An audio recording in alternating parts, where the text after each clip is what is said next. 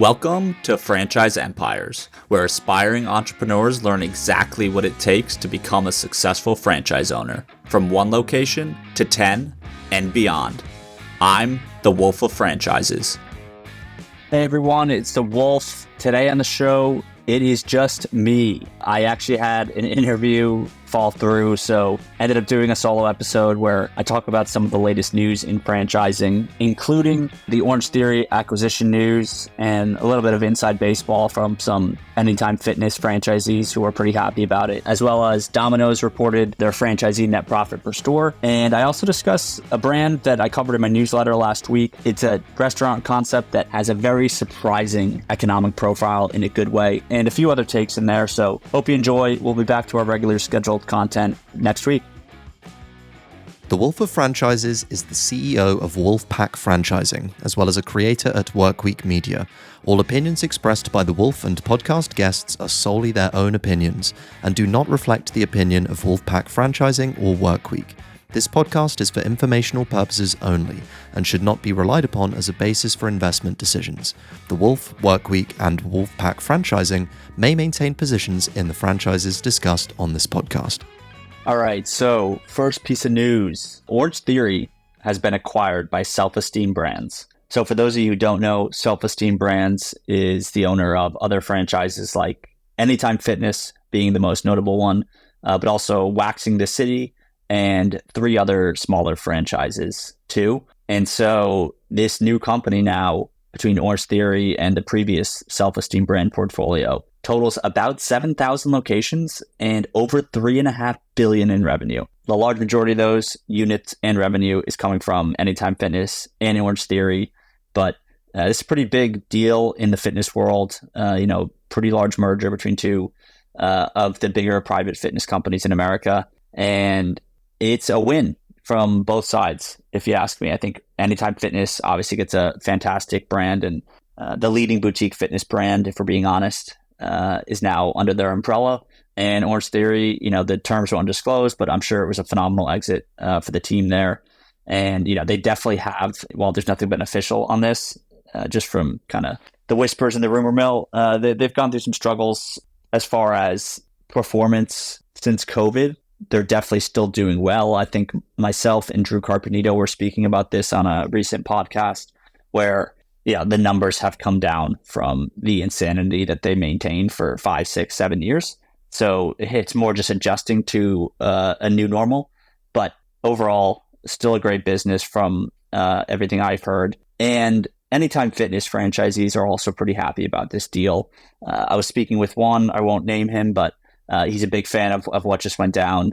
And his thoughts are that Orange Theory's a great brand, as we said, and then also they're just so specialized with group training and group fitness classes that if you're an owner of Anytime Fitness, to be able to now tap into the executive team of Orange Theory, and I'm sure Anytime Fitness will work some type of, and they already are from what I understand, but, maybe improve upon whatever group training, group fitness classes they're already offering under their umbrella. And, the biggest thing with Orange Theory, I also feel like, is they really built a community around their concept. That goes from the trainers that they hire to people who go, like myself. I'm a customer. Love it. Absolutely enjoy going there. It's one of my favorite places to work out.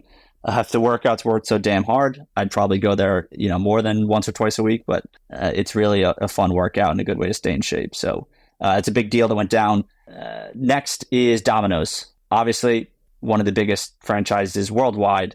They announced earnings recently, and their franchisee profitability was up from $143K per store to $163,000 per store, which is just really phenomenal metrics to be putting up, especially given that their investment midpoint is still pretty reasonable for brick and mortar franchises, especially the big name brands. Domino's investment midpoint is about $420K. And you look at McDonald's, Burger King, Taco Bell, KFC, all these other big brands, they're pushing well over a couple $1 million. So Domino's has really maintained that small square footprint in their stores, focus on delivery, which they've been doing for decades now. And it's great to see that even at their scale, that they're not just focusing on, say, unit expansion, in which, the franchisor wins because there's more revenue, but could be cannibalization across the system if that happens. Instead, they're still prioritizing franchisees, and $20,000 increase in profit is nothing small. So kudos to Domino's. Also, fun fact, the dots on their logo, they're actually meant to represent the number of locations. Now, that was the plan from the founders, that every time they opened a new store, they'd add a dot within the Domino's logo. Today that would require tens of thousands of dots or something like that, but they just have the 3. Anyway, just thought I'd throw that out there. Next, a few, this isn't necessarily news related, but a few takes of late from the franchise industry. There's a lot of people talking about Crumbl. There's listings up on BizBuySell. There's a rumor, or not a rumor, it was confirmed via a screenshot of some email that there was layoffs within corporate, I believe. And so, a lot of people just kind of having, I don't want to say cheap shots, but, kind of using Crumbl's brand for easy engagement. And I think it's always easy when a brand has been doing so well for so long, where they almost become the villain and people almost start rooting for you to fall. Look, I'm not saying that there's not merit to some of the doubt that's been thrown Crumbl's way. I've been on Twitter labeled a Crumbl apologist and this and that. But I just want to review kind of what Crumbl has actually done since they started franchising in 2018. And that is, they've always had a transparent FTD. They've always shown average unit volumes and net profit per location. They built a killer franchise-wide operational tech stack from scratch. And you can listen from my podcast with the founder of Crumbl, Jason McGowan, talks about building that. Yes, they sold a ton of franchises, but they've also gotten them opened in a very, very impressive pace. They have 1,000 plus stores open today. So I'm going to continue, but I don't want to gloss over that, because that is such an important metric for how legitimate a franchise is. It's one thing to use the number of units you've sold or awarded as a marketing tactic. It is an entirely different conversation to say we're getting all those locations open as well. That puts you in a much different class of franchising. Again, just 1,000 locations open since they started franchising in 2018. It's just, you really have to give them a pat on the back for that one. Next up too, obviously the unit economics, right, have been fantastic year in, year out. I've spoken with multiple Crumbl franchisees. The vibe I've been getting is sales are down, but they're not panicking. It's somewhat expected as more locations open up, average unit volumes fall. And that's not necessarily always because of cannibalization, though it does seem like there are franchisees who feel there's been some overexpansion. But again, even on the whole, typically when more locations open, at least in the early days of growth, you're just bound to have more variation in performance. And over time, that can, as the brand grows and the awareness grows, then units can trend upwards year over year. But it's not uncommon for a brand to go, if they have 50 locations this year, and then the next year they have 100 locations open, the average unit volume, it's not unheard of where it usually will go down. And look, to just cap it off on Crumbl, obviously they created a massive organic social media marketing engine. Their mobile app is regularly top 3 to 5 in downloads. And last week, it was sitting as number 2 between McDonald's and Starbucks. That's kind of the level they're playing at. And as of January 1st, 2023, they had never closed a store. I believe we are going to see some of the first closures in the next FDD, according to some comments and DMs I've gotten on Twitter. Anyway, the point is, up to this point, Crumbl's done everything right. They executed at an incredibly high level, probably better or higher level than any other franchise in history from an emerging standpoint. And when you just step back and consider what they accomplished, it's, again, I just think it's too easy to kind of say, oh, it's a dessert company, they're growing fast. A lot of people lump them in the frozen yogurt category, but I just don't think that's giving them enough credit where it's due. So many brands that I speak to begin franchising before they even have their playbooks dialed in. A lot of them are often franchising before the business has even turned a profit. So I just think when folks like me and others who are speaking with emerging franchises day in and day out, you really see the level of quality, and it isn't a very high bar, folks, unfortunately. So when I see a brand like Crumbl, I want more founders of their caliber coming into the space and innovating.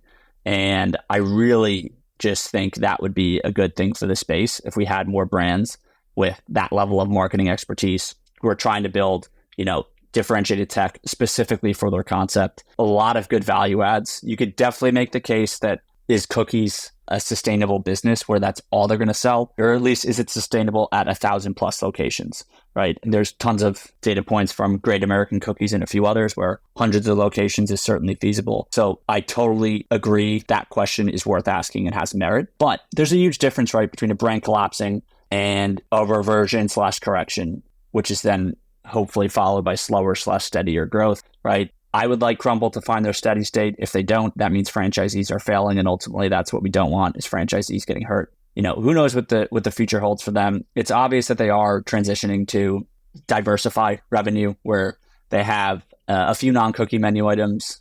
A few weeks ago, they just announced they now have Tres Leches cake on the menu, and they dropped the cookies officially from their logo and branding. So it's definitely a transition period for Crumbl. So we'll see what happens to them. But funnily enough, franchise I covered last week, Nothing But Cakes, also kind of a business built around a dessert product. Their numbers are pretty phenomenal. And so they're at least one case study that you can build a really amazing business around dessert, and it doesn't mean it's a fad. I don't think anyone expects Bundt Cakes to be putting up, and this is a brand with 500 plus locations. Nothing But Cakes has average unit volumes of 1.4 million, an average ticket at their stores of about $26.70, and an average EBITDA of $298,000. So they have certainly not been in hyper growth mode. They've been franchising for quite a while. I believe since 2006 is when they started franchising. And overall, though, those are just very, very impressive numbers, especially considering the build out's about $550K to $980K. So not a cheap franchise, but again, under $1 million. And for food and restaurant franchises, that's fairly reasonable. And again, just if you think about the proof of concept this brand has nationwide, I'll just say it again, over 500 locations open and operating. And that was the EBITDA last reported in their most recent FTD. Which is, again, $298,000 in EBITDA. So clearly a high margin product. They have a, locked in customer base that really enjoys this. I could tell that just from the Twitter engagement I got. I talked about them. So yeah, I think it's really interesting when you actually just take a step back and see what's possible with these franchises. And sometimes it's brands like Nothing But Cakes that you wouldn't expect to maybe be succeeding at that high of a level. Anyway, that's it for this podcast. We'll be back with more interviews and more conversations in the next few weeks. Thanks. Thanks for listening to Franchise Empires. We're coming to you soon with actionable insights to take the next step on your franchise journey. So make sure to subscribe on Apple, Spotify, Google, or wherever you listen.